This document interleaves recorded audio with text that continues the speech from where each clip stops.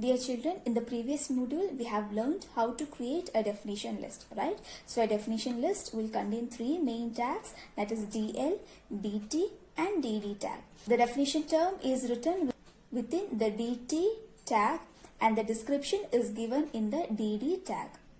Okay, so in this module, we are going to learn how to create the ordered list and unordered list. An ordered list is also called as a numbered list, whereas an unordered list is also called as a bulleted list. So as mentioned in the previous module, the ordered list and unordered list have a similar structure. Okay, so let us see how these lists are created.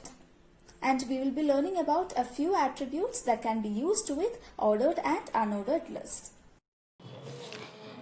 Dear children, first let us study how to create an unordered list.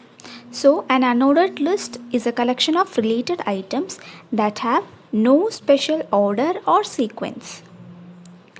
This list is created by using HTML UL tag. Children, note that even if UL tag is a container tag, the closing tag of the UL tag is optional. The listing is created under it using LI tag.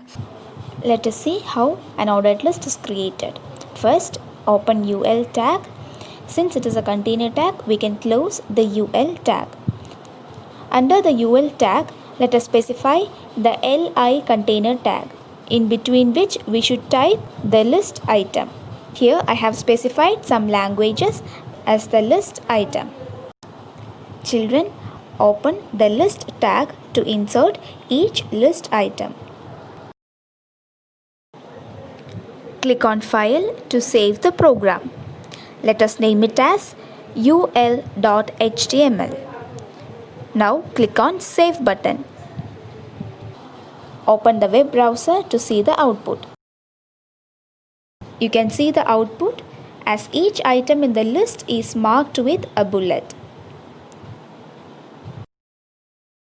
Dear children, when you do not use the attribute named type, the default symbol is used is disk, like the output we have got now. Now let us mention the attribute type with different values. Here I have given the type as square. Let us refresh the web browser to see the change. Let us try another value for the attribute. Now we are giving the value as disk. Refresh the page and you can see the change in the shape of the bulletin list. There is one more value that the attribute type can take. Let us specify that too. Type equal to circle. Let us save the program and refresh the web page to see the output. Dear children, you can see the three shapes in which we can specify an unordered list. So an unordered list is used when none of the data items are ranked, that is, each data item have equal importance.